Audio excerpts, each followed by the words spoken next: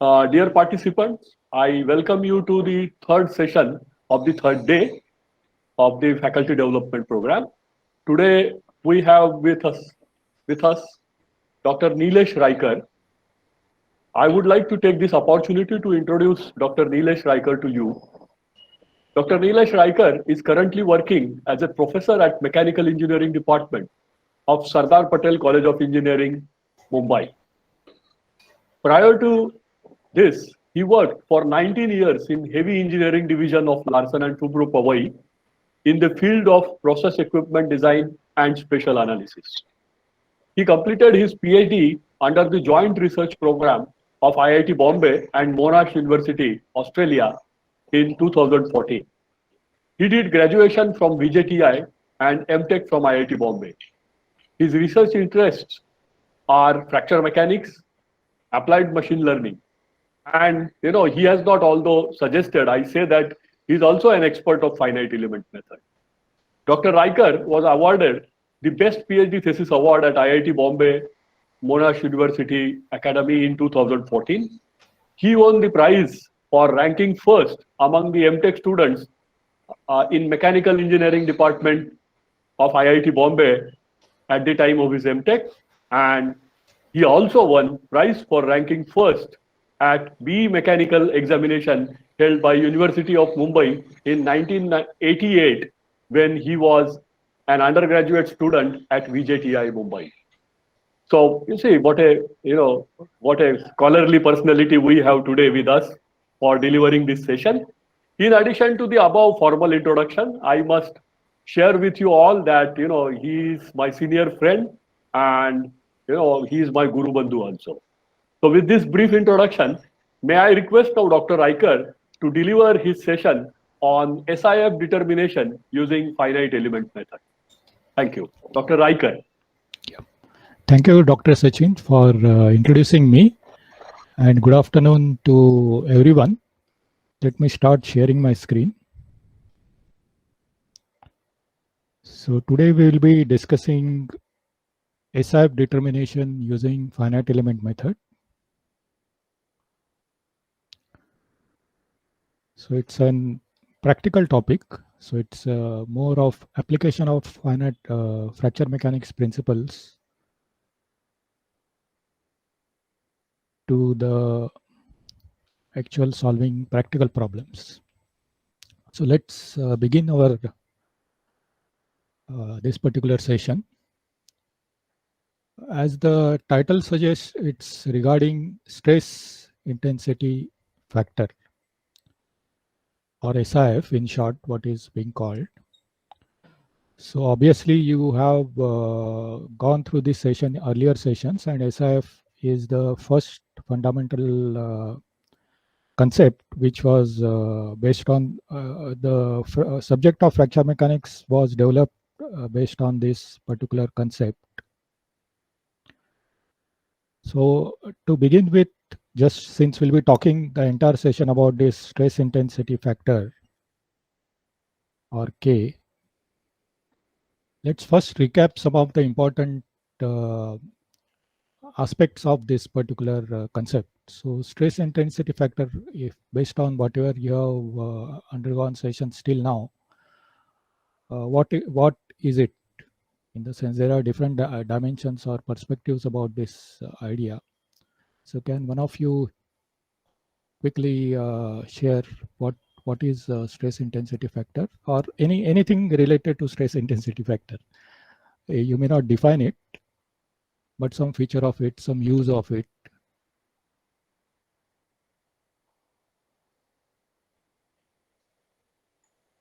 Anybody would like to share?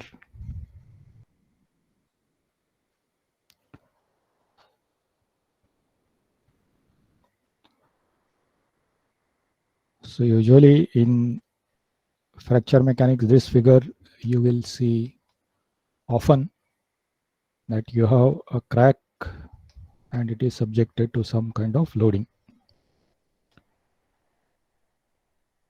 Now, as a result of this loading, in the front of the crack tip, you get variety of stresses or stress distributions get generated. So if you plot their contour plots, you will get something of this type. Now this stress distribution or strain distribution in front of the crack tip, you can write the stress in front of the crack tip, maybe sigma x for example, as some function of r theta, where r theta are measured with respect to the crack tip as the origin of coordinate system at any point at a distance r from the origin, that is the crack tip, and subtending angle theta, you will get some distribution, and these contours represent that distribution. And stress intensity factor, as you must have seen in your earlier sessions, is something which relates to the amplification of this field. So this particular part, the distribution of the stress, it is independent of geometry and loading. For a short distance in front of the crack tip, if you consider higher value of r, then you will get the effect of geometry and loading will come in picture. But at a distance which is close enough to the crack tip, which is of importance to our application of the fracture mechanics, this function remains constant, and whereas the stress intensity factor, it unifies or takes together the effect of different geometries and different loadings. So for example, you have edge crack plate specimen subjected to tension, or a bar with edge crack subjected to bending. So in all cases, as long as your mode of cracking is same, it is mode 1, mode 2 or mode 3, this particular distribution remains same, and the effect of loading and the geometry is taken by the factor, a single factor, which plays an important role in what is known as linear elastic fracture mechanics, or LEFM. So this is just a recap of what you must have done till now. The advantage of this particular concept is that because of the stress intensification factor, it is possible to get the fracture development or the crack development in front of the crack tip in terms of stress and strain. So using the parameter stress intensity factor, you can write the behavior of the crack in terms of the stress and strain in front of it. There is another approach to the fracture mechanics, which is energy based, which is not so much connected with the stress and strain distribution, whereas this stress intensity factor approach gives you direct connection with the stress and strain distribution in front of the crack tip. Another advantage is that it allows the engineers, the practicing engineers, to use the concept of fracture mechanics in design. So once you have decided your fracture stress intensity factor, or SIF, there is a related material property which is known as the fracture toughness of the material, or KIC, K1C. So using this equation, just like in solid mechanics, we have sigma less than yield strength or ultimate strength. Here we have a similar design equation, using which many of the practical problems, that is, for example, you may have some equipment which has undergone some fracture during operation, and you want to know what is the residual life, how much time it will take under the given loading for that crack to grow to the final dimension, assuming cyclic loading. So such type of problems can be, it is possible for engineers to treat or solve these problems using the concept of stress intensity factor. Also, as we are going to see, the topic of today's discussion is determination of this stress intensity factor. It is relatively simple to obtain the stress intensity factor. Using different methods, we are going to discuss today the stress intensity factor method. It is also possible to, for a given mode, so for a given mode, that is mode 1, mode 2 or mode 3, it is possible to superimpose the SIF factors in order to get SIF for a combined loading. So it makes useful. So if you have determined, if you have access to stress intensity factors using either handbooks or by your own method, and there is some additional load which is going to come, then these two can be superimposed provided the mode is same. So as we can see, this stress intensity factor is a very useful concept, and we are going to take it ahead to consider for how do we determine this particular factor. So this particular slide summarizes what I just now spoke. So the effect of loading and geometry on the stresses and the strains in front of the crack tip are expressed through the stress intensity factor. That is the distribution what you see here. So this particular stress distribution, the nature of distribution remains same for a close distance around the crack tip for different geometries and different types of loadings. So what SIF does, it acts as an amplification factor for this distribution. And using this single factor, you can take into account the geometry around the crack as well as the loading to which the crack is subjected to. There are different methods to determine SIF. One particular, when you are using analytical approach, which is other than finite element approach or numerical method, so in which case the stress intensity factor or K1 is determined by using the expression which is given here. So it is limit as r tends to 0 multiplied by under root 2 pi r into sigma y at theta equal to 0.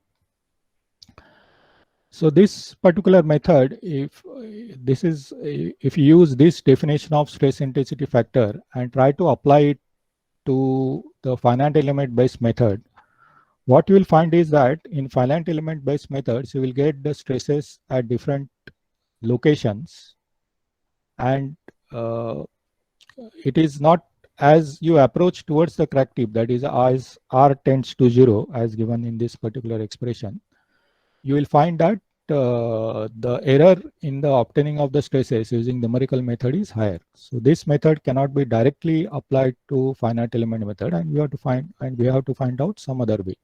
So what are those different ways we will see.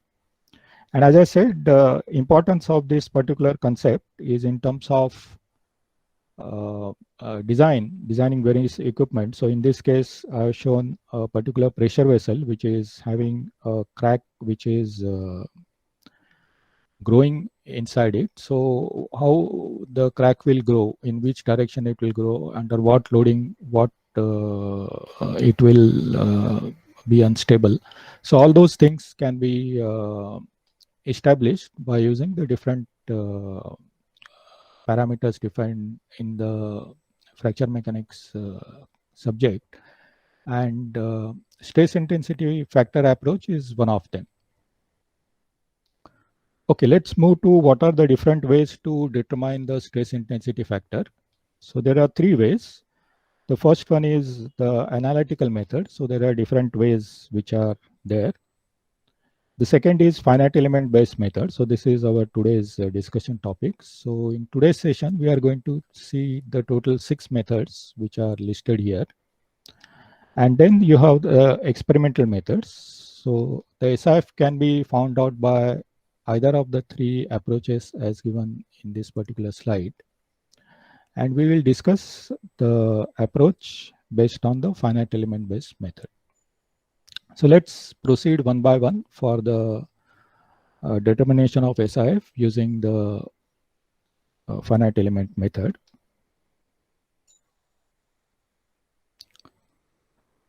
Okay, these methods, I will group the first 2 methods that we are going to discuss. They are based on the distribution of stresses and strains in front of the crack tip. So the first method and the remaining methods are based on the energy approach in the fracture mechanics. So the first method what we are going to discuss is stress-based method. So as the name suggests, the SIF determination is based on the stress distribution in front of the crack tip. If you look at the stress and displacement solution in front of the crack tip for mode 1, so this particular distribution can be obtained by different approaches. So the Westergaard function approach is one of them, which is covered in most of the textbooks. So it will give you the distribution for an crack, which is part of stress field, biaxial tension field. As you can see here, the stress has got the stress term has got the stress intensity factor term, and there are terms which are, the first term is with the under root 1 by under root r term, and there are remaining terms which are corresponding to r raised to 0, r raised to 0.5, and so on. In linear elastic fracture mechanics, we are concentrating on a region which is very close to the crack tip, and in this particular region, we, for very small values of r, the first term in all the expressions, so here I am taking sigma x, so that dominates, and the remaining terms, they diminish or they are relatively very small and they can be ignored. So what leaves us is sigma x, sigma y, the u, that is the displacement in x direction, and displacement in y direction. So these 4 expressions are available to you. In the stress-based method, we are going to use the solution, the stress solution, which is given in the first 2 equations. And in the displacement-based approach, which is the next method we are going to discuss, the displacement solution will be used. Now, if you look at this particular equation, you have here terms sigma x, sigma y. You have the SIF term which we want to decide. So the K1 is the term which we want to decide.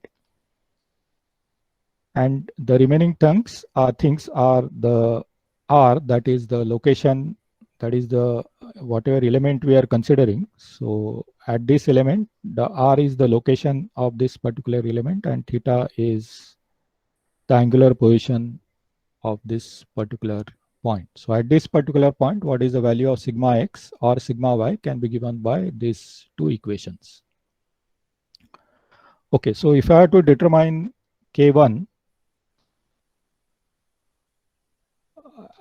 I have this particular expression ready, and using finite element solution, we will see how do we model the crack and what are the special finite elements which are available for modeling region around the crack tip. So supposing we have that expertise and you have obtained the solution, finite element solution for the stresses in front of the crack tip. That means if this is the crack tip and you have the finite element mesh around the crack tip. So I'm just drawing some arbitrary mesh in front of the crack tip. Okay, so for this particular distribution at the different nodes which are part of the finite element mesh, at each of the nodes you will get the values of sigma x, sigma y, and the displacement, so on. So if you have this nodal stress values at different locations available to you, you can substitute the location of the node, that is R. So for example, if I'm considering this particular node for calculation, I can calculate what is, I know what is the radial location of this node with respect to crack tip. And I also know from finite element results, what is the value of sigma x, sigma y at this particular point. So I can substitute the value of theta and r for this particular node and obtain the value of sigma x, and the only unknown which remains is K1. So that is the basis of this particular method. Now the question is which node should we select? So which node will be optimal or best for getting more accurate value of sigma y? Theoretically, any node you choose should give you accurate value of SIF, provided the numerical method is means your finite element is accurate enough. But there is some standard guideline, or you yourself can think and tell me that which position will give you the value of SIF with minimum error. So can we choose a point which is very close to crack tip? What do you think of a point which is very near to the crack tip? What is your expectation? Will we give accurate value, or you will not get? Any comments? Will not get because of the stress singularity. Right. So near to the crack tip, howsoever fine mesh you make, or you will always have the numerical problems in getting the exact or the accurate value of the stress near to the crack tip. So you cannot consider very near to the crack tip. So you have to consider some points which are far away. Okay, and what value of theta would be best for mode 1 type of crack? You can choose any theta value, and as I said earlier, every value will give you some value of SIF with different levels of error, or not, I will not say error, but some difference you will get based on the numerical problem. So you should choose a point where you should get the stress value as relatively higher among the other points, so that if the stress value itself is small, then you will have the error component, the relative error component in that point will be higher. So you should choose theta or that orientation with respect to the crack tip where the stress values will be maximum. So we have two choices between sigma x and sigma y, which one to choose, and what theta value you have to choose. So I'll repeat the question, that in order to use this equation, the R, we have said that R should not be very small, R should be somewhat larger value. And now we are talking about choosing the theta. So what theta value one should choose where you will get relatively higher stress, so that we minimize the error which is coming. If the stress value is very small, then maybe the numerical error will cause give wrong results. 0 degrees, sir? Sorry? 0 degrees? 0 degrees, that's right. So 0 degrees, so here the 0 degrees is the plane which is in front of the crack tip. So this is theta equal to 0, and this is theta equal to pi by 2. So perpendicular to the crack growth direction is the pi by 2, and along the crack. So good. So theta equal to 0 is a plane on which you will get some stress value which is highest. So at theta equal to 0, will you measure sigma x or you will measure sigma y? Sigma y. Sigma y. Obviously, sigma x will not be, it will be 0 at that particular plane, or near to the 0 at that particular plane, and other values will be sigma y will be highest. So that's right. So that is how this particular method works. So let's go to the method. So in the stress-based estimation, you consider a node which is lying at theta equal to 0, and you will measure the value of sigma y.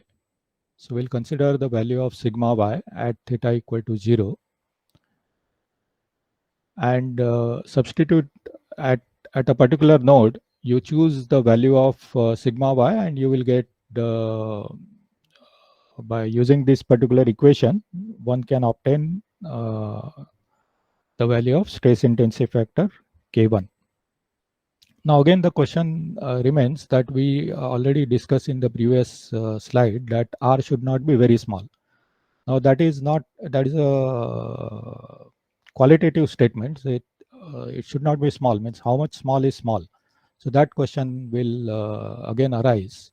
So in order to avoid this type of confusion, we use what is known as extrapolation method for determining SIF. So when you are doing stress based SIF estimation, you do not do the calculation based on only a single node or any arbitrarily selected node. You select more than one number of nodes along theta equal to 0 direction. And if you plot the value of, and for each of the nodes, so for example, if you choose this is the first node, another node you choose here, third node you choose here. So at each of the node, you will get a different value of sigma y, based on which you can calculate the stress intensity factor. If you plot these values of these stress intensity factors along r equal to 0 to r equal to whatever values you are taking, you will get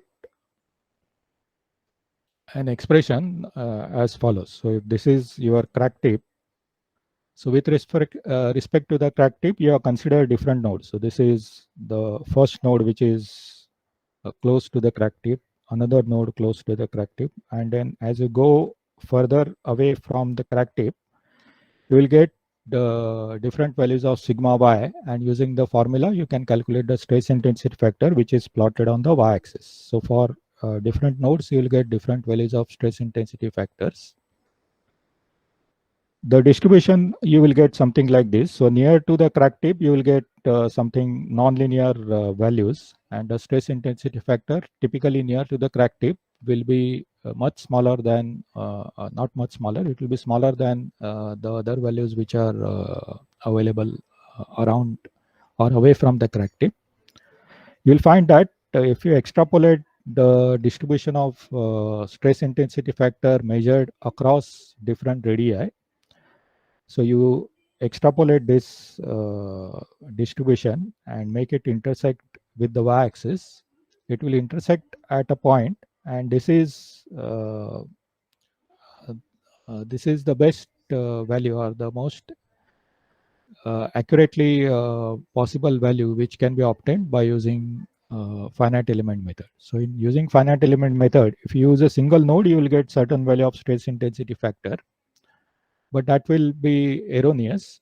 And using the extrapolation method, which I just now explained, one can obtain the values of the stress intensity factor away by using the stress stress method.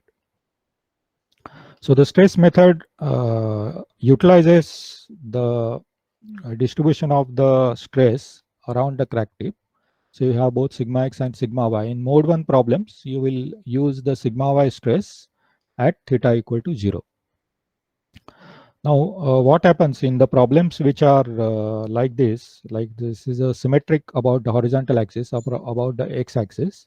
So in order to keep your computational resources, if you are not having sufficient computer resources, the usual trick which is done is to model this crack as a symmetric problem. So you model only half the region and the other half being symmetry.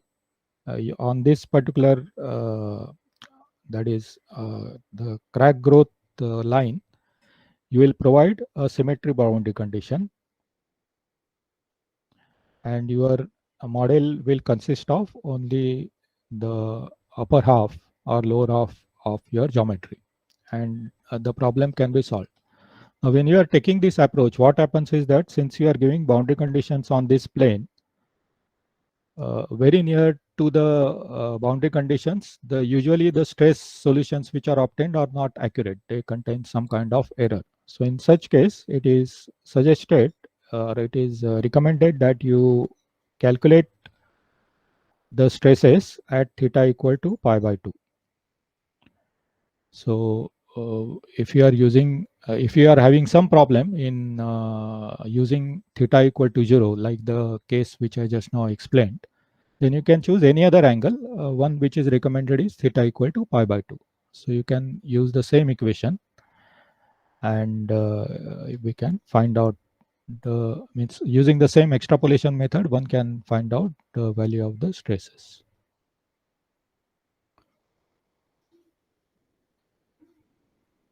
Okay, so that is the stress-based approach. Very similar approach is based on the displacement. So here we have used the equations corresponding to the stresses. So we have used these two equations. One can use the displacement equations and again obtain the, instead of taking the nodal stresses, one can take nodal displacement. So you have U, that is the x direction displacement, and V, which is y direction displacement. So using the appropriate displacement value at the node, you can similarly calculate the stress intensity factor. So here again, you have R and theta as varying for different nodes. So for every node, different value of R and theta will be there. And every node you will get value of U and V. Now, before we look into this method, just like we discussed in the stress-based method, can somebody tell out of U and V which one we should select and what orientation, that is what value of theta we should choose for measuring the displacement? So where at what theta value you will get large value of displacement.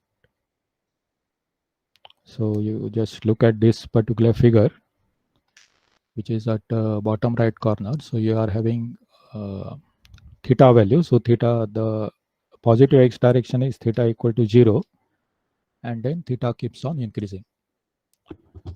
So can we use here theta equal to 0?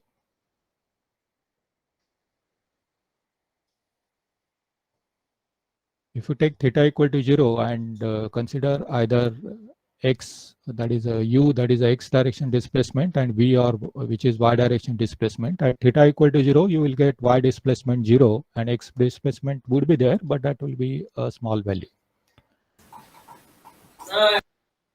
Theta may be 180 degree. Yeah, that's right. That's right. That's good.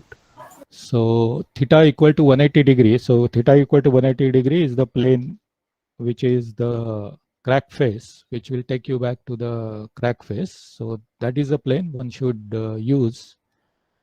And which displacement component we have to use? U displacement or V displacement, or X displacement or Y displacement? V displacement. Sorry, I did not get. V displacement, that's right. So the y direction displacement will be largest since you are pulling this particular face. So the y direction or V displacement would be highest along this particular, in this particular case. So that is the displacement based approach. So here again, instead of single node, we'll consider multiple number of nodes along theta equal to pi. And then we do the extrapolation for obtaining the stress intensity factor value. So that is the displacement based method.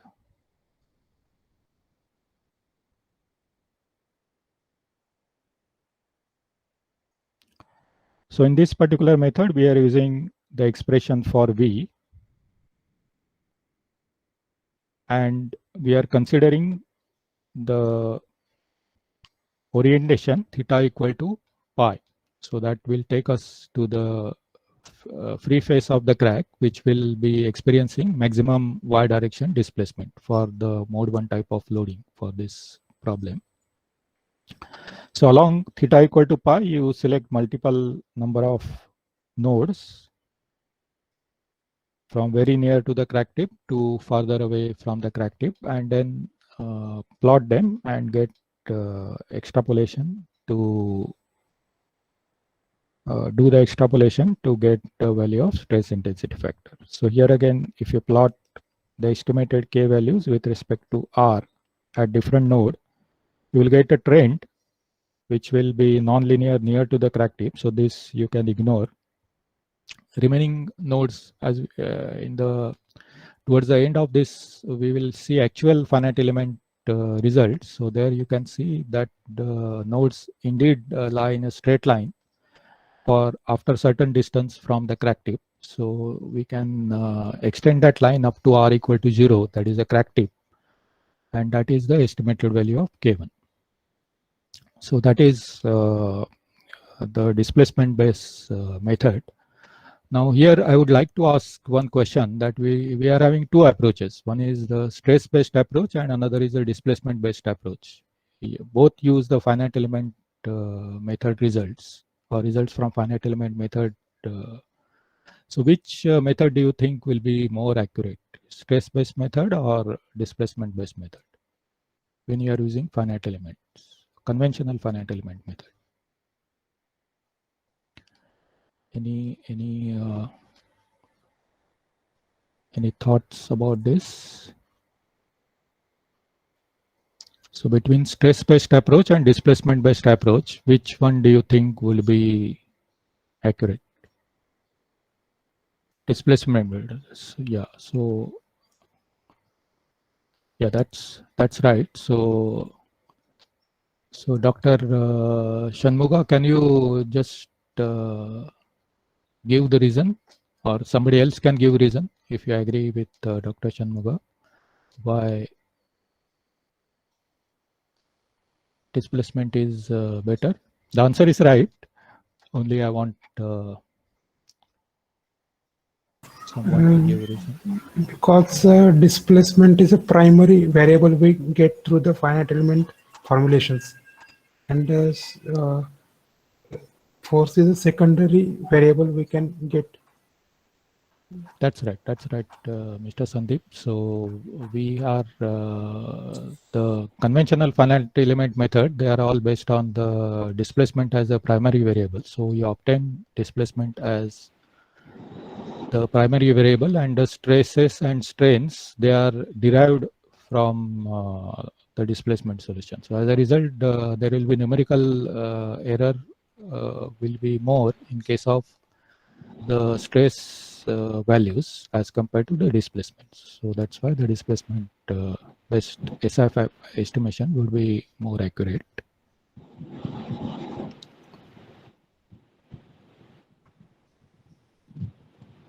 Okay, now just to take we have covered these two methods. Now just to check our understanding, that same method if you have to use for mode 2. So instead of mode 1 problem for which we discussed, if you are having a mode 2 problem, so we are having crack growth. So again,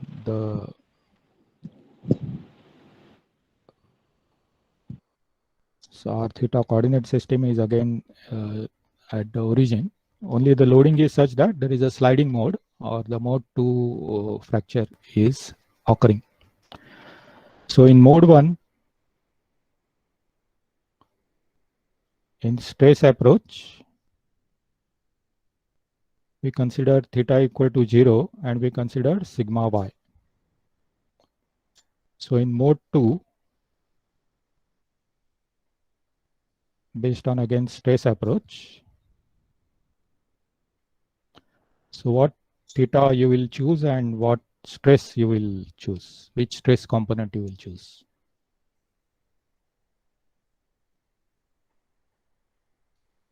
So I have not given the expressions for stresses, but just by visualization, if this is what is happening, so which plane will have maximum stresses and which component you have to choose. So obvious in the sense, can we choose sigma y as a stress component in this case?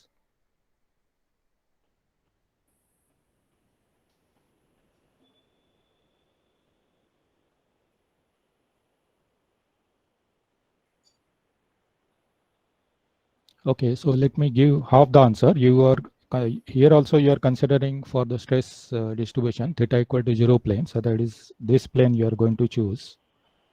So what is the stress component that one would choose? So you have tau x. Yeah, somebody said tau xy. That's right. tau xy. Yeah, that's right, Mr. Sunil. So it is tau xy is the stress that you have to monitor. Again, you have to use the extrapolation method to get the Yes. values. Okay, and in the displacement approach,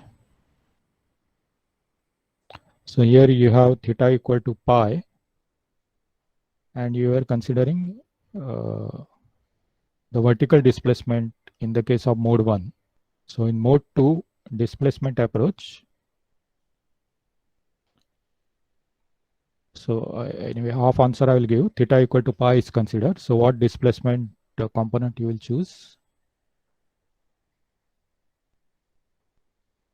So here you have only two choice, u and v.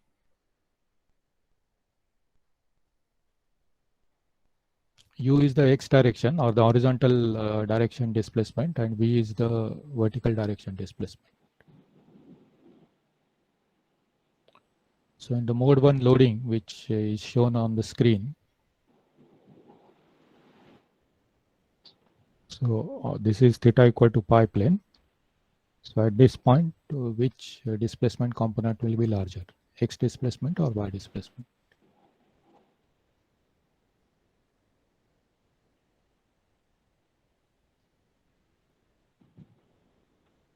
X displacement. X displacement. X displacement, that's right. So you have to consider the x displacement, which will be large because of the sliding mode. You will have large displacement in the x direction as compared to the y direction. So you have to Mode consider 2 here. The mode 2 always in shear stress, sir. Shear, X Yeah, and Y. mode 2 is always in shear, that's right. Yes. So U and V is there. U direction is along with the X direction. V is moving along with the Y direction. The plane is maybe always moving U comma V. Yes, sir. This is called the sphere. Yeah, that's right. No, for a geometry which is at any arbitrary angle theta, you will get both u and v direction because there will be some rotation because of the bending which is getting generated. So it's a Along theta. horizontal. It's a sin theta and cos theta may be written. Horizontal direction and vertical. Yes. So specifically on this free crack space, free crack plane, free plane of the crack, theta equal to pi, you will have only x direction. That's what point I think you are making. Okay, sir. Yes, sir. Thank you. So this face will have only x direction movement, but that is not true for any other any arbitrary point. So any other point will have both x and y direction movements.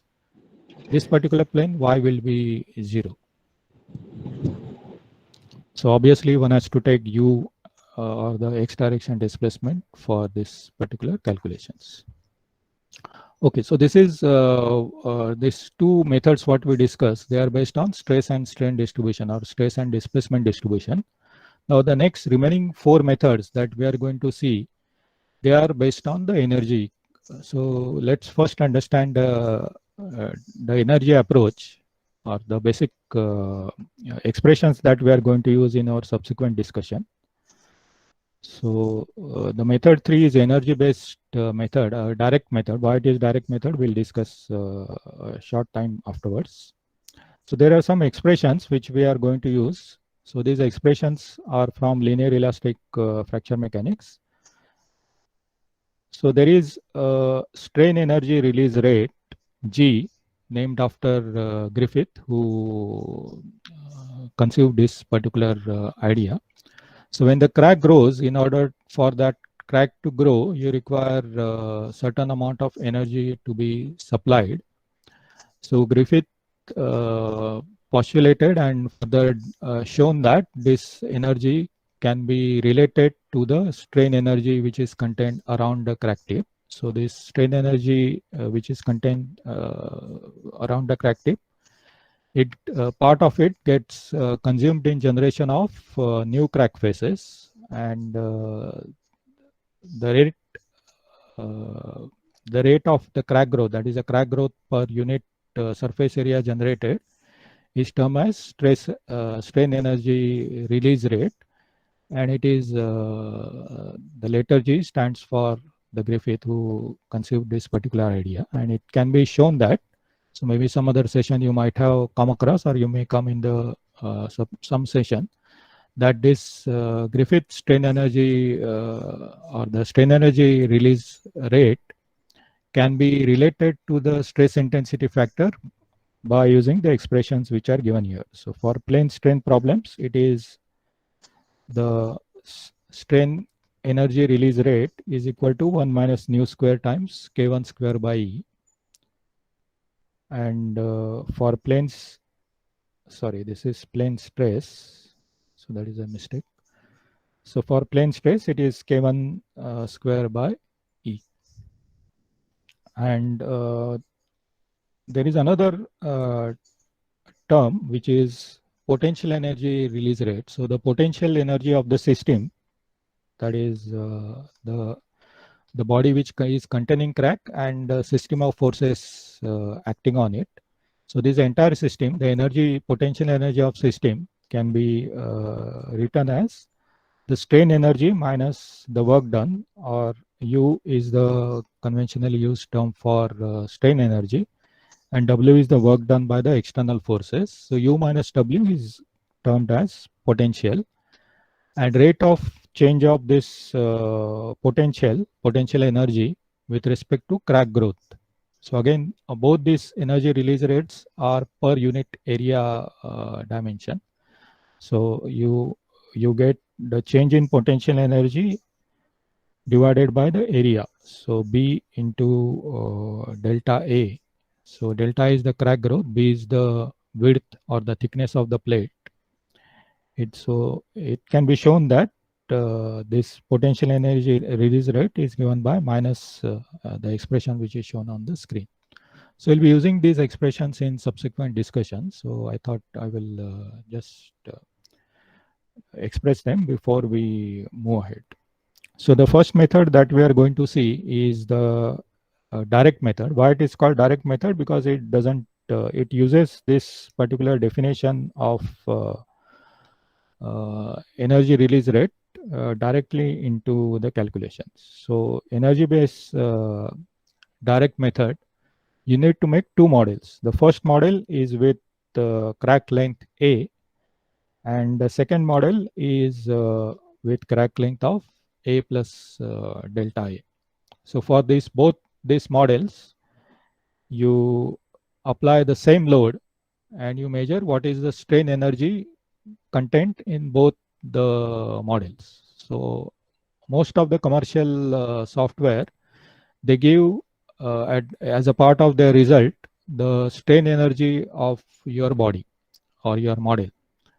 So in ANSYS or any other software, you will directly get the total strain energy of the model for a given loading.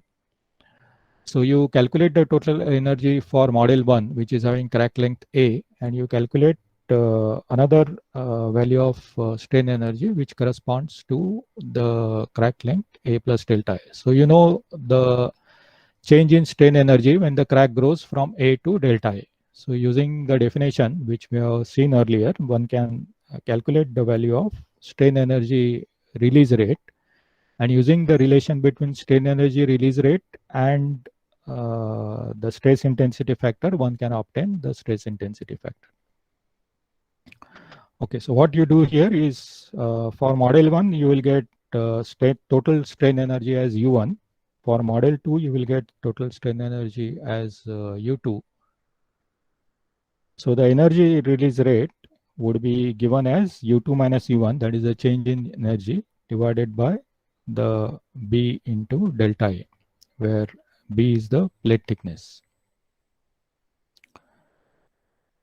And we already have seen the expression for the relationship between the energy release rate and the stress intensity factor. So once you know the value of energy release rate, by using these expressions, one can calculate the value of the stress intensity factor. So you have to check whether you are in plane strain or plane stress condition, and then you can compute K1 from above equation. for practical considerations. So obviously one would have a question as how much value of delta A one should choose so that you will not get large error values. If you consider too large difference between the two models, that is a crack lengths, then you may not get good results. So for application of this method, this delta should be as small as possible. Again, if you make it very small, the numerical method may throw up error, in the sense the numerical error will cover up the difference and you will end up in error. So usually the delta A is taken as 3 to 4% of the total crack length. Okay, this particular method, one particular advantage of using this particular method is in any numerical method, you will get a certain amount of error because of the numerical integration and other approximations that you are doing. Here in this particular method, the advantage is that the amount of error that is there in U1, so U1 will contain some amount of error. So U1 plus, let me call it as error 1. In the second model, which is very similar except for slight difference in the crack length, you will get U2 plus some error, and this error value will be almost same as that of the previous model. So when you are taking the difference, that is U1 minus U2, this error components get eliminated. So this method has that advantage that there is the numerical error gets suppressed in this particular way. Obvious, the disadvantage of this method is that you have to make two models. So that is may not be tedious in today's computer system. That is one would not consider that as a problem, but still it is inconvenient. Even if you can do it very fast, it is inconvenient to do two models and then do these calculations. So we will see some of the methods by using which one can do the calculations with a single model. So you can use the energy approach, and without without generating two models, one can obtain the value of stress intensity factor. How that is done, we will see now. So there are, the first method is what is known as J integral method. So J integral is another important concept which is based on energy based approaches in fracture mechanics. In J integral based method, the J integral is defined as the integral which is shown here. So the property of this integral which make it useful for SIF determination is that this particular integral is path independent. That is, any path you consider around the crack tip, you will get the same value of J. In the sense, for numerical method there can be some differences, but theoretically you will get, for it is path independent integral, so you will get any path you will get same value. So in terms of finite element model, you can use any sequence of nodes, or we'll see later on, instead of nodes one consider Gauss points. So if you choose any sequence of Gauss points to calculate the J integral, it can it should give the same value of the results. And second important thing is it can be shown that this J integral is nothing but the potential energy release rate. So it can be proved that this J value, the value of this integral, is equal to the potential energy release rate, which has which is connected with the stress intensity factor using the expressions that we have seen previously. So since G is related to K1, one can find out the value of K if you know the value of J. So if you look into any commercial software, you will find that the J integral is directly thrown to you. So in our subsequent means the in the discussion for J integral, I will quickly go through how the software calculates these J integrals. That is, using the finite element results, how this value of J integral can be calculated. So if you are writing your own code for some purpose to calculate the J integral, then how to write this code using the finite element methods. That is what you will see. So we'll see this J integral and how one can calculate the value for this J integral. So in typical finite element analysis, one would have a mesh, the element discretization as shown here. And one can choose any path. Usually it is taken passing through a series of nodes like this blue dashed line. So this is the path which has been considered. Now this path can pass through the nodes which are lying along this path, or more for more accurate results, one usually chooses the Gauss points. So Gauss points are the integration points which are there in the finite element method. So one chooses this a path passing through the Gauss points to calculate the value of the J integral. So we'll quickly see how this J integral can be calculated by using the finite element model results. So we will consider a coordinate system which has got origin at the crack tip and x and y axis as shown here. Along this particular path, we'll consider any Gauss point. So I will zoom up. So if these are my finite elements, if it is a first order quadrilateral, then it will have 4 Gauss points. So we'll consider a sequence of Gauss points which are passing through. So you will have per element 4 number of Gauss points.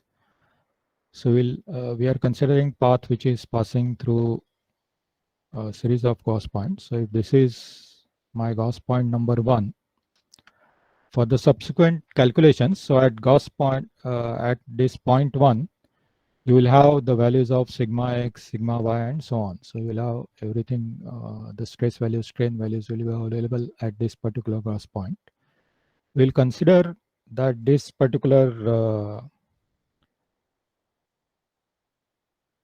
value of sigma x and sigma y, they are constant for a segment which is equal to the pitch distance between the Gauss points. So for this entire segment, we will consider whatever values at Gauss point number 1. So they remain constant for this particular region. So if your mesh is small, fine enough, then this particular approximation is almost correct. Okay, now let's look at the different terms in the J integral and find out how do we obtain it using the finite element method. So you get J integral over the path. So the path is S. So we have W into dy minus di by ui by di by x ds. So in this case, let's take one by one the expressions. So the W is nothing but the strain energy density, which can be calculated as half sigma x into epsilon x, sigma y into epsilon y, and the tau xy into gamma xy. So this W term which is coming here can be calculated in this way. The second term, that is Ti di by ui by di by x. So this is written in the tensor notation. So this is nothing but T1 di by u by di by x plus T2 times di by v by di by x So where T1 and T2 are the traction vectors along the particular path. So if this is my path, so this particular path, in the sense this is a segment of the path. So this particular segment, if you draw an outward normal to it, it will have direction cosines M and N. Sorry, L and M.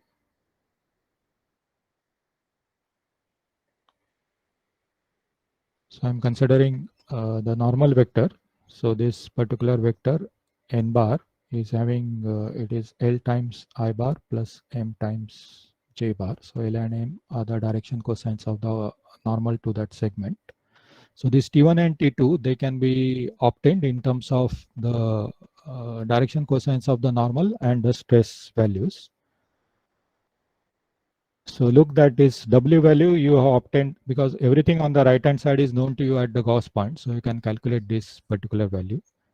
The T1 is given as L times sigma x plus M times tau xy, and T2 is given as this T1 and T2 are nothing but Tx and Ty, the component of the traction vector along the x axis and y axis.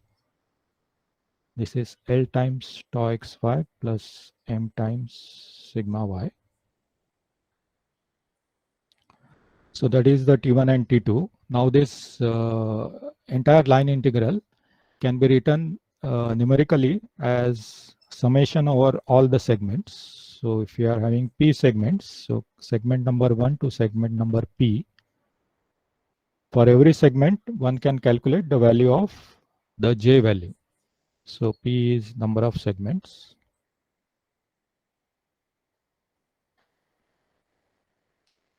So that is J1 plus J2 plus up to the final segment. So at every Gauss point, you will form a segment of the length equal to the pitch distance between the Gauss points. And you will, for each segment, you will do the calculations which are given here. So for example, I will write the value for first segment, the one which we were discussing. So this will be given as W1. So this W1 will correspond to the value which is for the first segment. So at the first Gauss point, whatever value of the expression which is given here, so that is W1 into dy1. So for that segment, what is the change in y coordinate? So that segment goes from this point to the last point. So between these 2 points, what is the change in y coordinate? So that is the dy part. Then you have minus T1 times del by u by del by x plus T2 times del by v by del by x multiplied by ds1. So ds1 is nothing but the length of segment.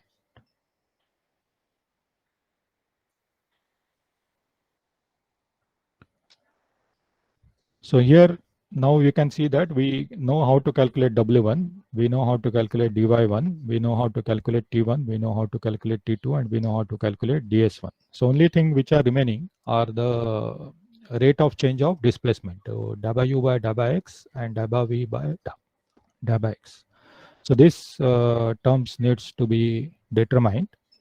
So in order to determine these things, we have to go inside the finite element code. So they cannot be directly, means you cannot take ANSYS results to calculate these J integrals. So you have to have access to the inner code of, in order to get the matrices, that is the stiffness matrix and the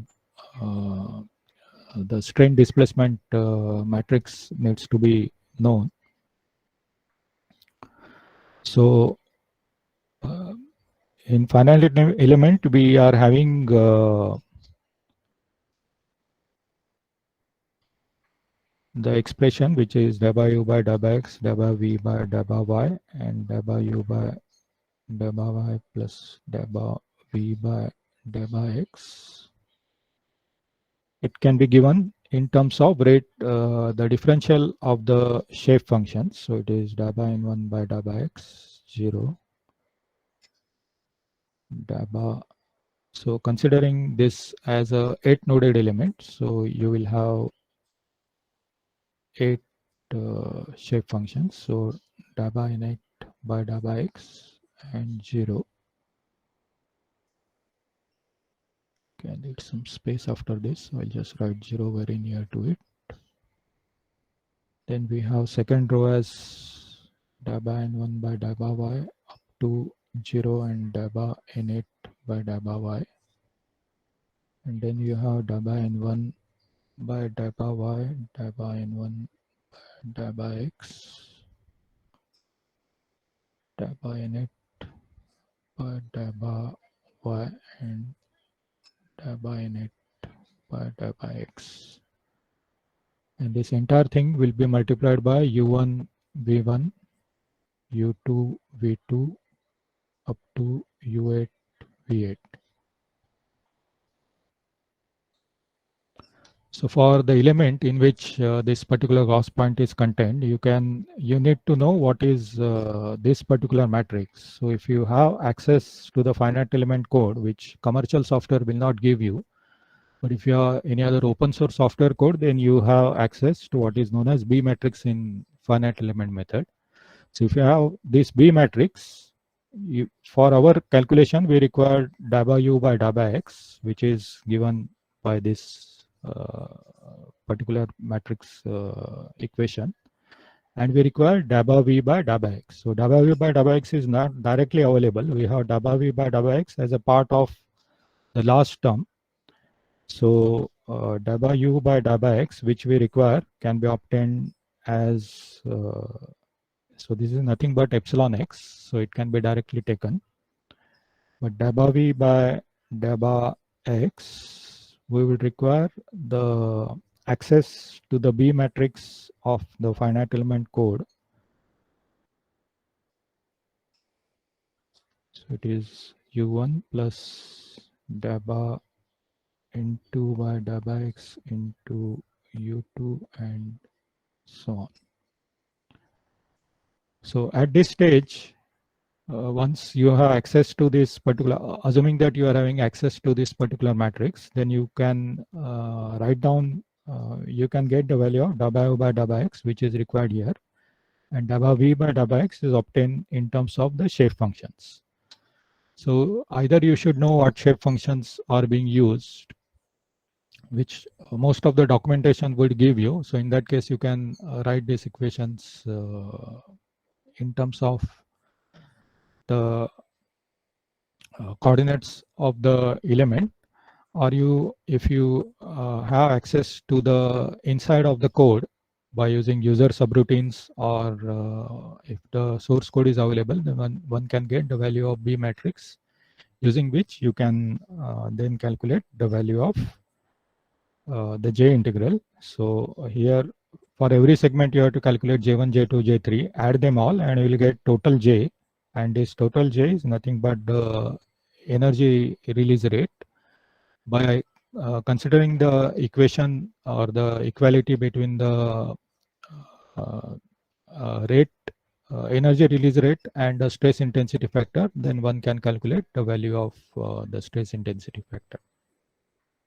Okay, so in this third approach, which is based on the energy, we simply use the property of J integral, that J integral is equal to energy release rate, which is connected to stress intensity factor. And what you have seen here is how do we calculate J integral from the raw finite element results. So in this case, except for the B matrix, all other things are available in the commercial. If you take ANSYS, then all other values, all other numbers will be available to you except for the shape function derivatives. So those either you have to write looking at the documentation, or you will have to get access to the source code. Okay, any questions at this stage before we move ahead?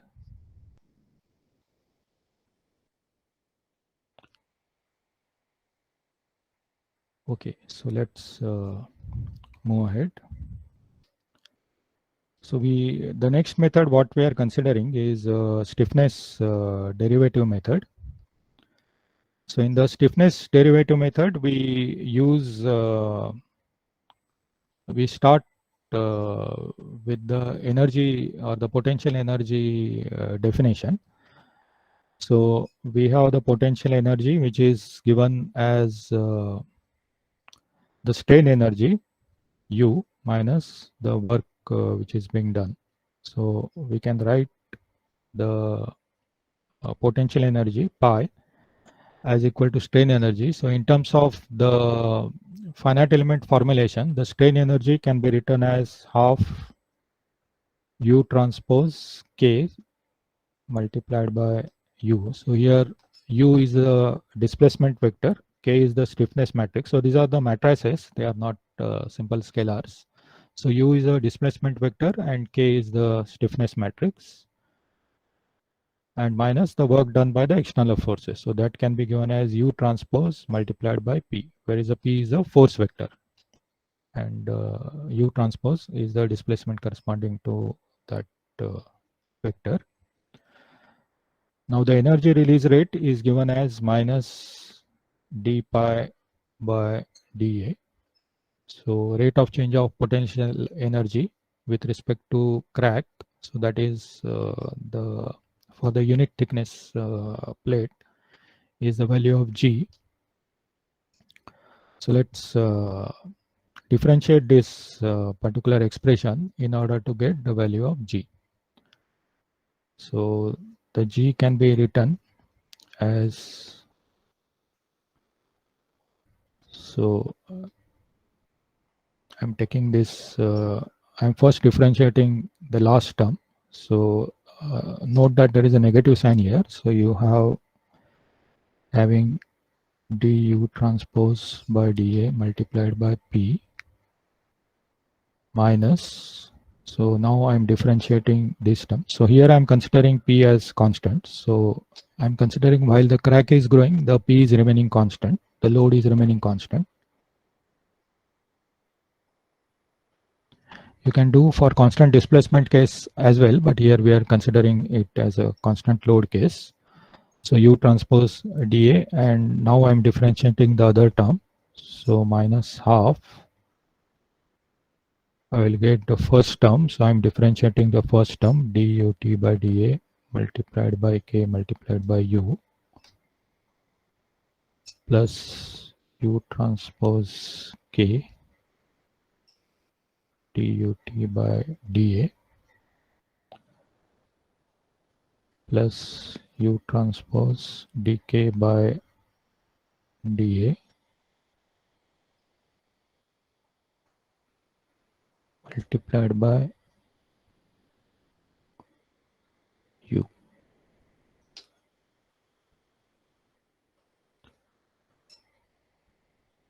Okay, so the G can be written as, so I'm taking all the terms corresponding to dUt by dA together.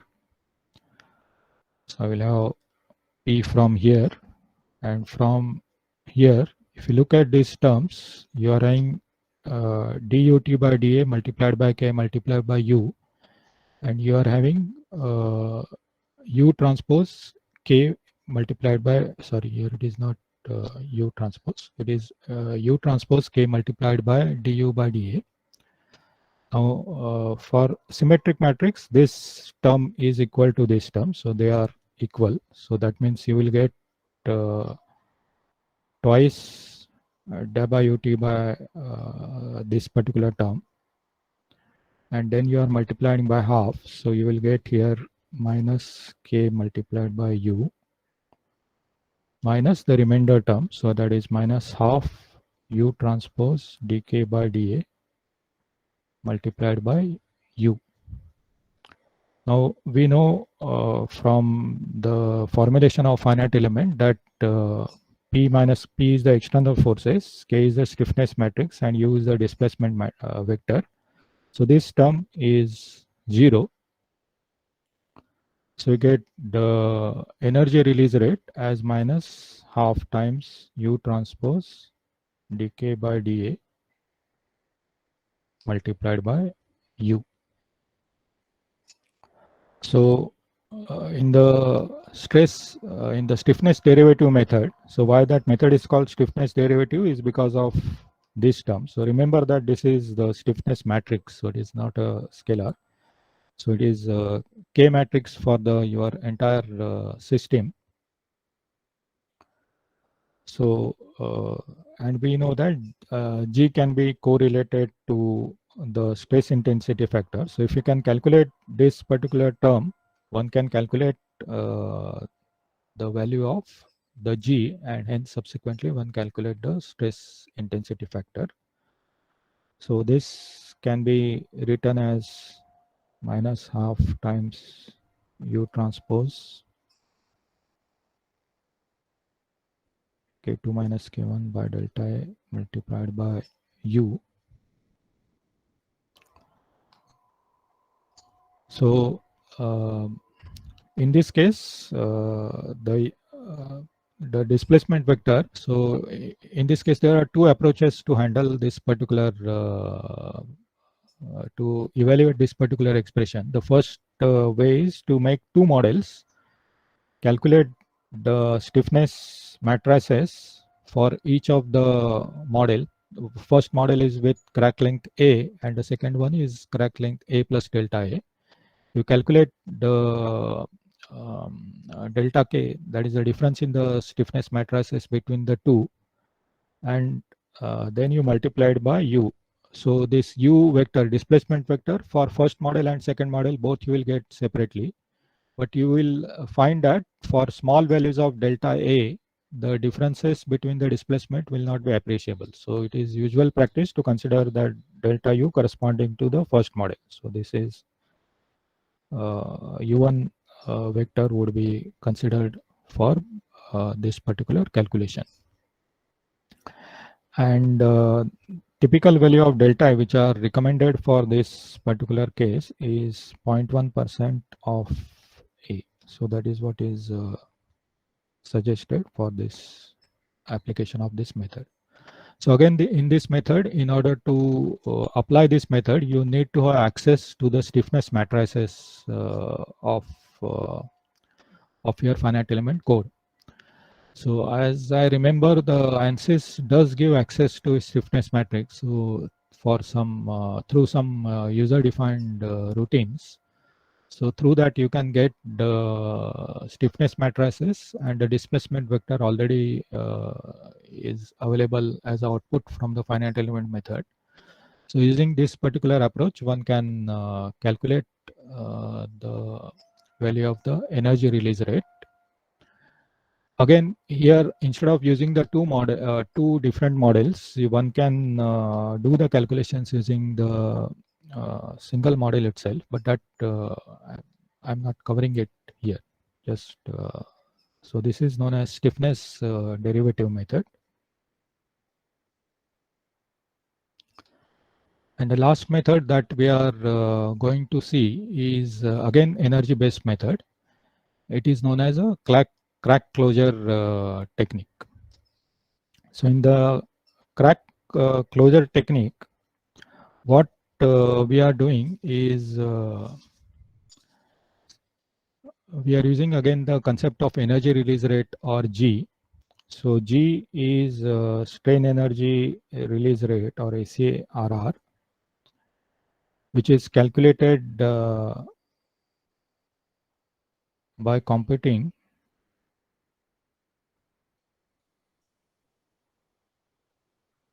work done by crack face tractions on the crack face displacement.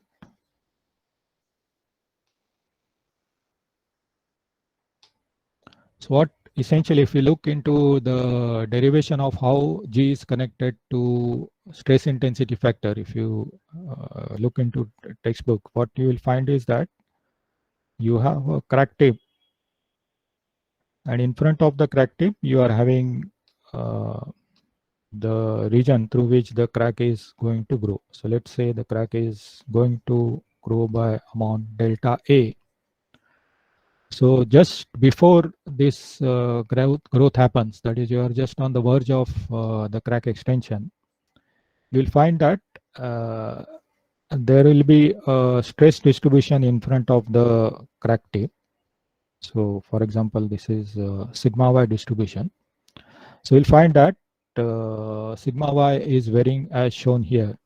So if you consider a small segment dx in front of the crack tip, you can find out what is the force, traction force, which is acting on this particular segment, which will be given as sigma y at this point multiplied by dx multiplied by width of the plate. So this is dx. So this force, which is given by this value, multiplied by displacement. So again, at the same crack tip, you can find out what is the displacement after the crack has grown. So the crack,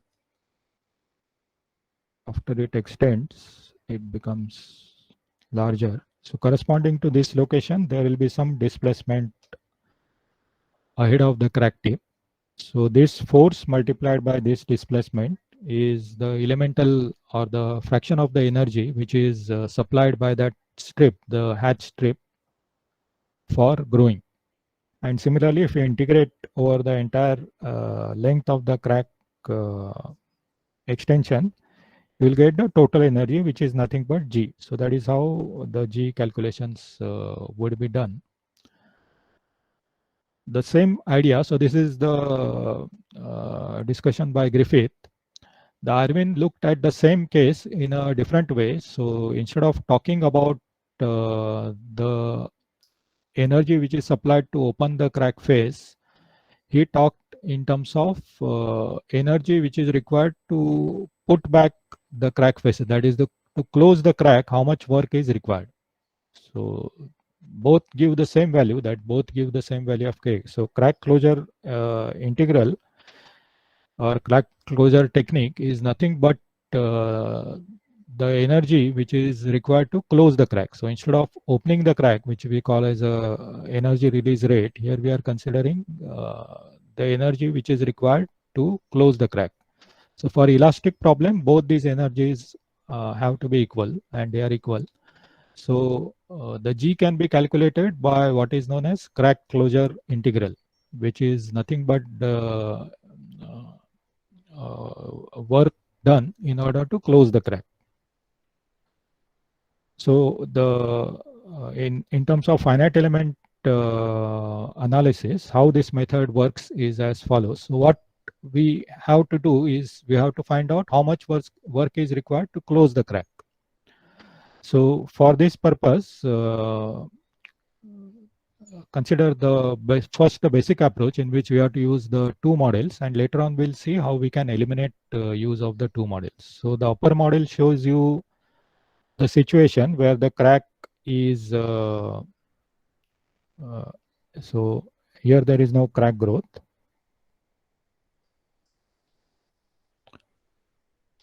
So you are having crack as A, and in the second model the crack has grown by a distance A plus delta A, where delta A is the size of your element. So in finite element, the crack growth can be always in terms of multiples of element length. So the upper model is with crack length A, and the lower model is with crack length A plus delta A. So consider the original crack tip, which is node number 3.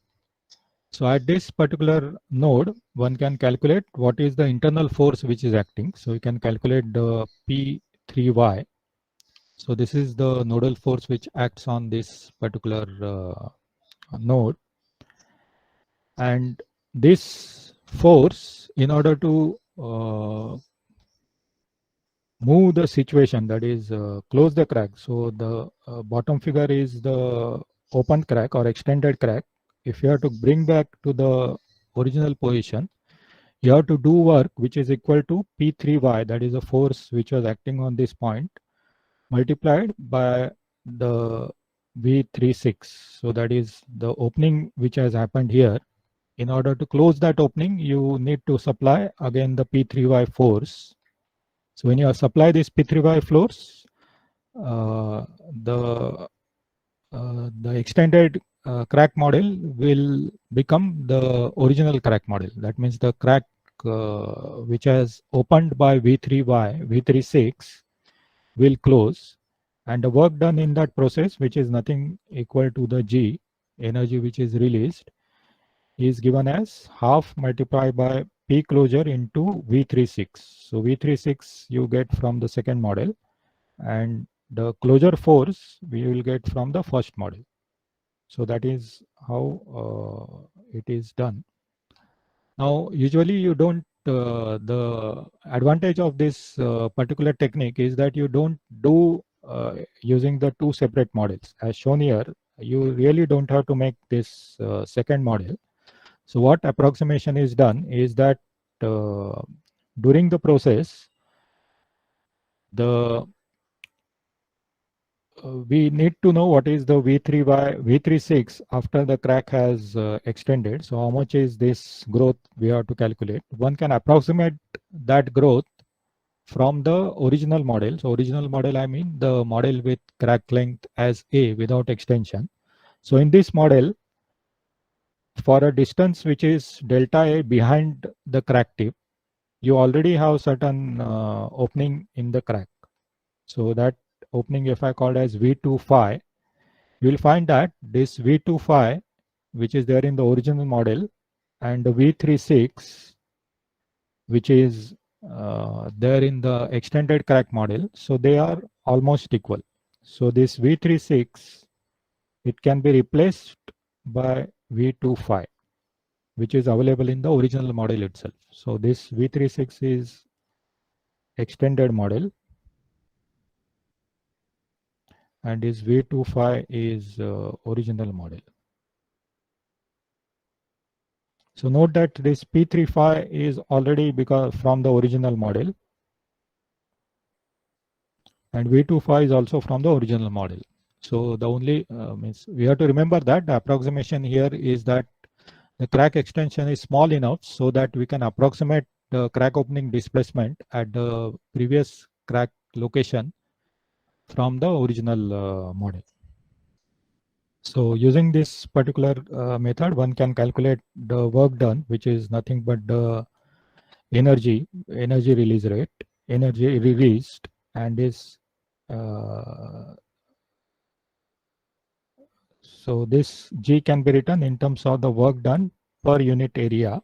So B is the thickness of the specimen plate, and delta is the extension through which the crack has grown. So this energy release rate can be then equated to the formula which is shown for the plane strain, or another formula K1 square by E for the plane stress condition.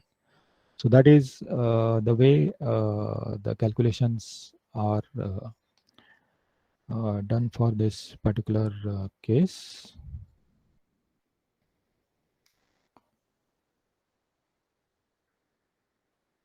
Okay, so that is known as the crack closure technique, or crack closure integral, or CCI technique, which is the integral which is described by Irwin.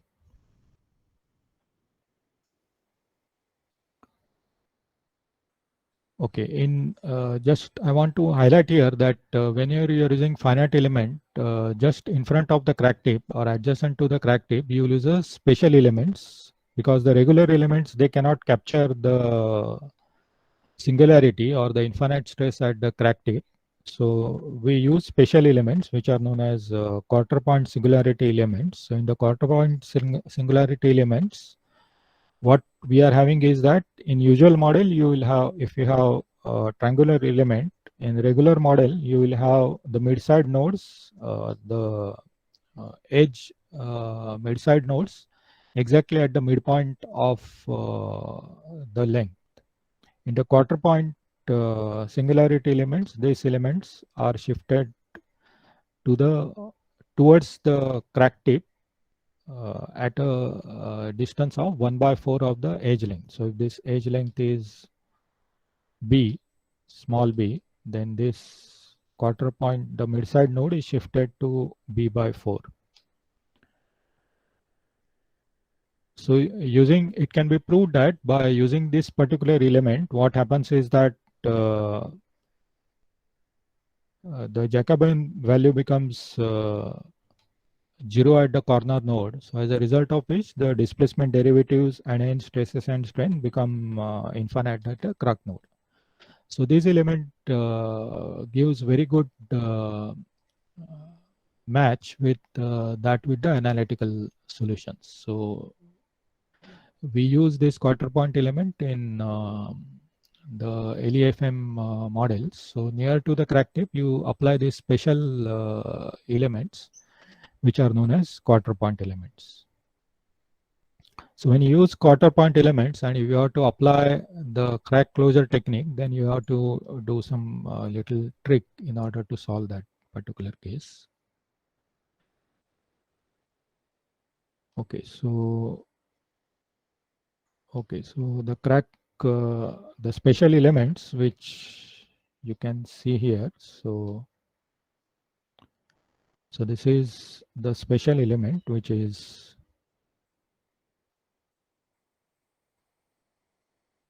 as you can see here, this element has got its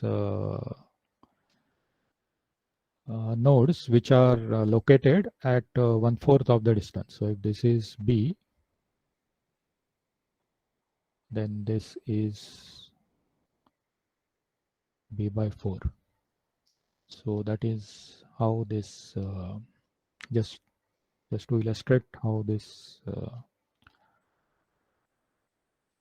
quarter point elements will be implemented in finite element mesh. So these elements will be of different type, and the remaining elements are of regular 8-noded quadrilateral elements. Okay, we'll just now quickly run through a case where the different steps what we have seen, we will go through, and finally we'll see how the displacement based or stress based solution can be applied by finite element method. So what we are doing here is based on CT specimen experiment which is done by Murad 2005. So in this experiment we have a CT specimen which is subjected to mode 1 loading, and the part geometry, the CT specimen is as given here. So the original crack length is 42 millimeters, and the other dimensions which are as given here. So first you have to create the geometry in the Abacus. So here I'm showing how this can be done by Abacus software. Exactly same, not exactly same, but similar procedure will exist for the ANSYS software as well. So in this case, in order the grips, what you see here is something which is made in order to load this specimen in mixed mode case, but which is not our interest. So in order to load this specimen in mode 1, you will be gripping the specimen at the holes which are just now drawn, and then applying the tension force in order to extend the crack. So we'll subject during this his work, this particular specimen was subjected to monotonically increasing force, and the results were obtained at what point the crack starts extending and how it grows. So we are not interested here in the crack growth. We are just interested in calculating the stress intensity factor. So the geometry near the crack tip needs to be made more carefully. So usually you do partitioning so that you get, so you can specify in this region quarter point elements. So here you will have quarter point elements. Next region you will have finer mesh. Further regions you will have more and more coarse mesh. So that is being done. Then you have to supply the material property. So in this case, a regular linear elastic material would be okay. So that is being applied. Then you have to apply the materials. Then the discretization is done. So you do the discretization so that you get a very good element distribution near to the crack tip. So what you see here is the finite element discretization near to the crack tip. So the crack tip element is of the size of 0.0125 millimeters. So the first element what you see here is of 0.0125 millimeter size. So it's very fine mesh and it is required in order to get more accurate results. So obviously one has to play with this size when you are doing the analysis, and that way you can do it. Then in terms of the software requirement, you have to define the crack in terms of the different parameters which are required for the crack growth. So in terms of Abaqus, you have to first define what is the direction of the crack growth. So you have to define this red vector what you see. So you have to define the direction in which crack is going to grow. So ANSYS also has similar crack property. And you have to also define whether it's a symmetric crack or non-symmetric crack and so on. So after you define your crack, then you give the loading. So in this case, the loading is given in terms of displacement because we want to just calculate the stress intensity factor. Then you have to do some settings in terms of solver. So we will not go into that. And you have to specifically request for the stress intensity factor output so that the software can supply the same. Then after you take the run, you will get the displacement contour just to visual check as to the model is behaving properly. So in this case, we see that displacement is symmetrically distributed and looks okay on face of it. These are the von Mises stress contours, which we don't require. For our stress method, we'll require sigma y contours. So in this case, the SIF calculations are done by using the handbook formula, and then later on check using the displacement and stress method. So the formula for the CT specimen is given in terms of the equations which are mentioned here, and you will get for this particular model the distribution of the stress intensity factor as per handbook formula is 19.47 MPa under root meter. If you look into the SIF which is calculated by the commercial software, that is Abaqus software, you will find that the value is, so here I just units you have to be careful. So value is 617.961. It is MPa under root meter, which is 19.54 MPa meter. So we get the value here 19.54 and handbook we are getting 19.47. So they are very close to each other. So these units in finite element are tricky. So especially in fracture mechanics problems, especially for SIF, which has got very different unit, you have to be careful about the units. Now we'll use the stress method, what we saw at the beginning of this session. So in this, for the purpose of applying stress method, you have to pick stress sigma y values at different locations along theta equal to 0. So here the white marked locations indicate the nodes at which the sigma y values were calculated, and from those sigma y values we have calculated the stress intensity factor value, and then it is plotted. So this is the R direction, this is the SIF value at different nodes. So you find that at away from the crack tip, you will find that the stress intensity factor is almost same, but it is some downward trend. And where very near to the crack tip, you are getting some erroneous results. So by extrapolation method, we extend the trend in the later set of nodes, and you will get the value which is 19.36 MPa under root meter, which is close to 19.46, which is by the handbook, or 19.54, which is by the Abacus method. By displacement method, again, you will have to use the similar approach. So we will consider different nodes which are marked by these white arrows. So at different nodes, you calculate the y displacement, and from y displacement, one can calculate the stress intensity factor. So in this case, you get trend which is different. So in fact, near to the crack tip, you are getting a value which is higher than that is away from the thing. So the trend which is obtained is as follows, and if you extrapolate, you will get 19.54 as the value of stress intensity factor from the displacement approach. So we get 19.54, 19.36, and the handbook formula is 19.47. So they are very close to each other, and hence can be considered as acceptable, accurately. Means the accuracy is sufficient enough for us to get confidence into this particular method.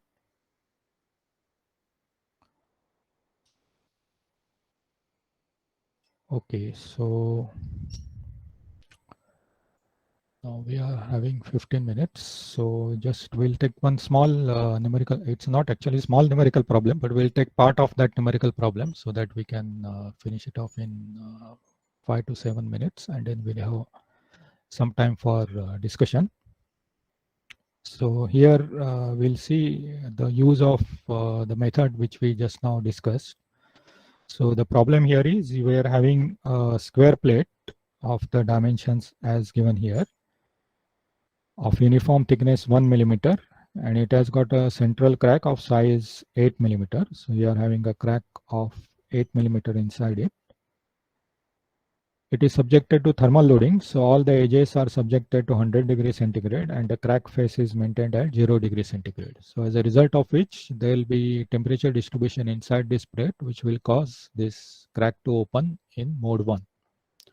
So that is what we are trying to do. So for the purpose of this, somebody has carried out finite element analysis, and in the finite part of that finite element model is shown in the right hand side sketch.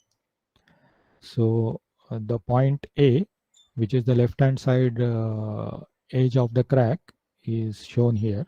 So around that the crack is made. So this is crack free face, and the remaining is a part of elements which are surrounding this particular element.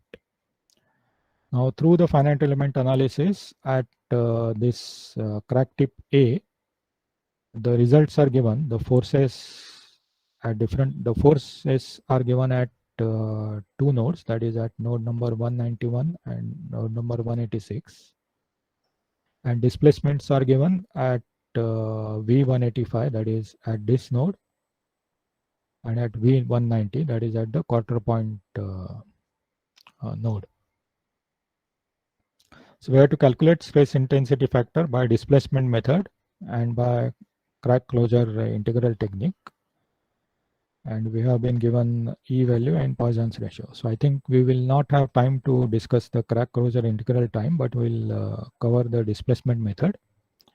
So in the displacement method, we have to choose a node which is lying on theta equal to pi. So in this case, the coordinate system would be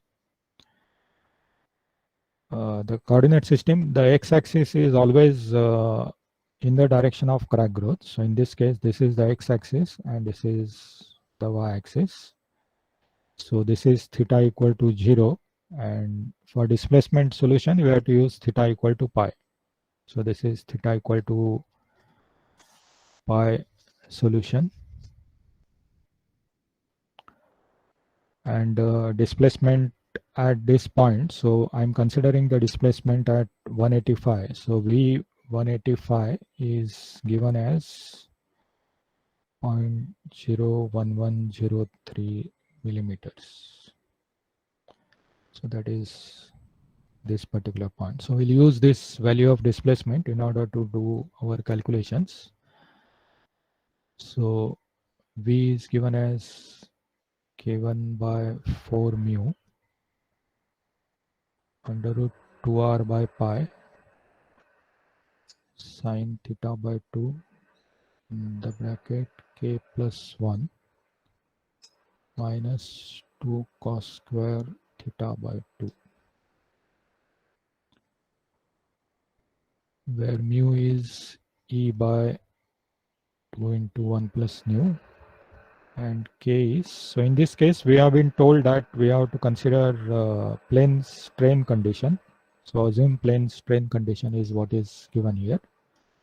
So K corresponding to plane strain condition is given as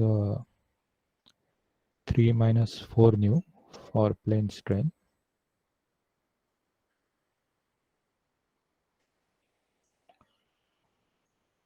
So at theta equal to pi, we'll get V as K1 by 4 mu under root 2r by pi into K plus 1. So here sine theta by 2 will become 1, cos square theta by 2 will be 0. So we'll get the expression as given here. Then we have got mu equal to 1 by, so E value is given as 1. So E value is given as 1. So that is, so this is 1 and nu is 0.3. So 2 into 1 plus 0.3. So that is 0.3846. And K is 3 minus 4 into 0.3. So that is equal to 1.8. So at node 185, R value, so R value is 0.2. So what is the radial location is 0.2. So this is the R value for this particular node, which is 0.2 mm.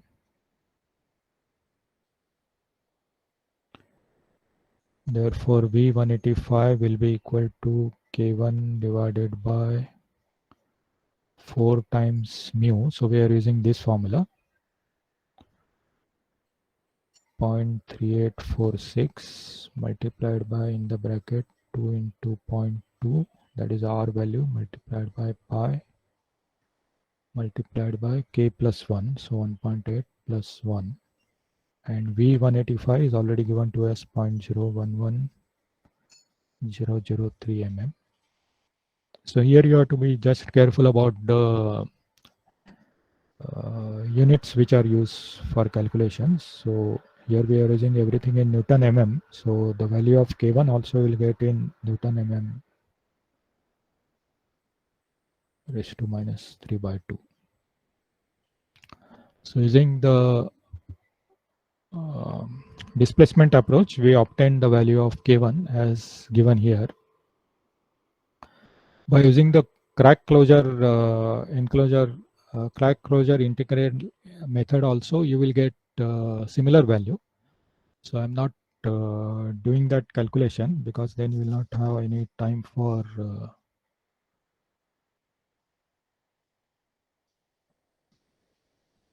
discussion. So this example shows you how the displacement method can be approached to a finite element method. So we have already seen that, just a numerical problem to illustrate the use of this particular method.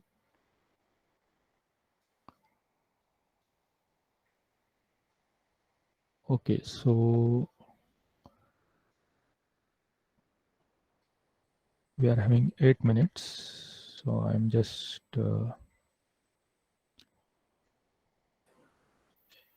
Participants, if you have any questions, you can ask your questions now. Right.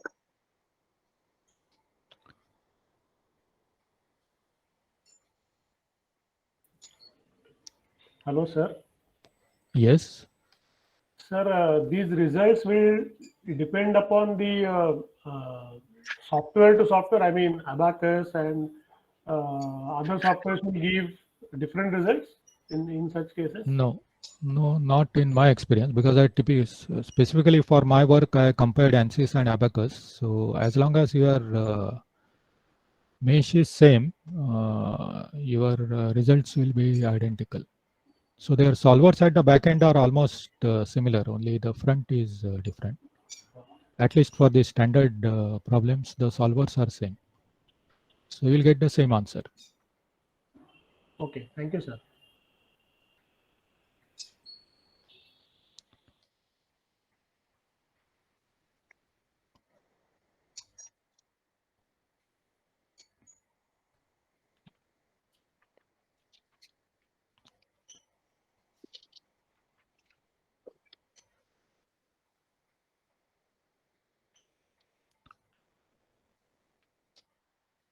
Dr. Riker, you Yeah. said that in using the J integral approach, Yeah. the B matrix is generally not accessible in commercial software.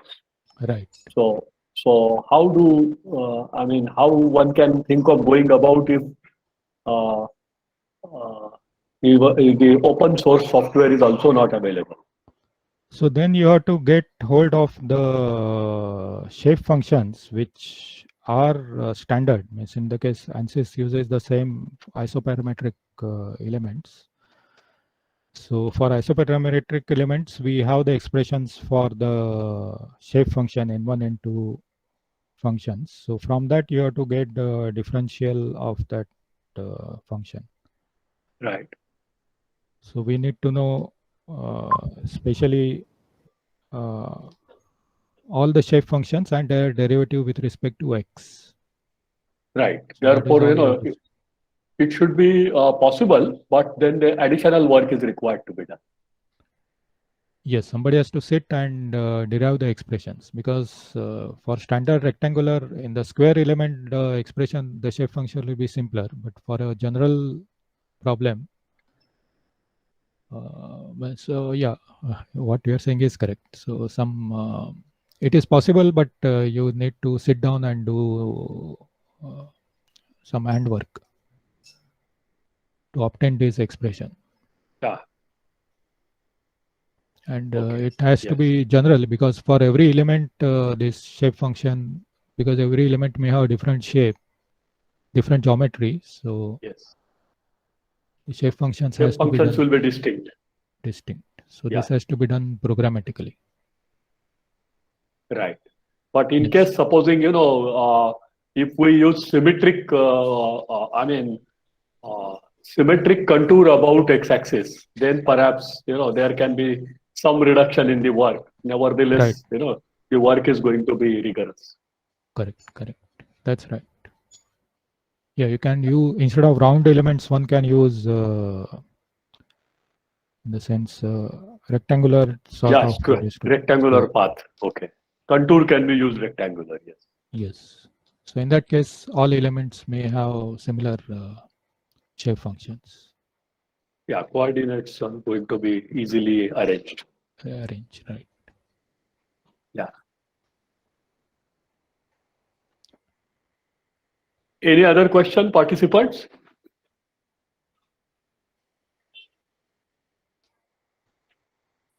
Dr. Aiker has done a lot of finite element analysis during his service at L&T, and therefore, he is an expert of finite element analysis also, as I said in the beginning. That's why, this topic was rightly assigned to him, so that, we out of it from him.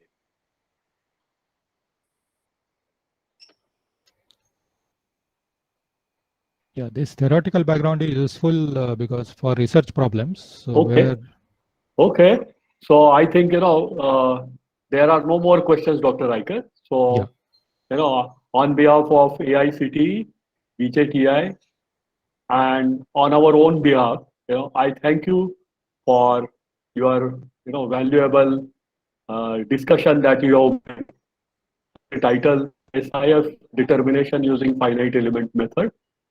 I was feeling continuously that the pace that you maintained in making the discussion throughout your lecture was so steady that you just kept us tied with you for long 2 hours without allowing us to get distracted from it even for a moment. I am really happy and thankful for delivering such a nice lecture and improving the value of the contents of this course. Thank you again. Yeah. Thank you, Dr. Naik and the entire team from Vijay TI for giving me opportunity.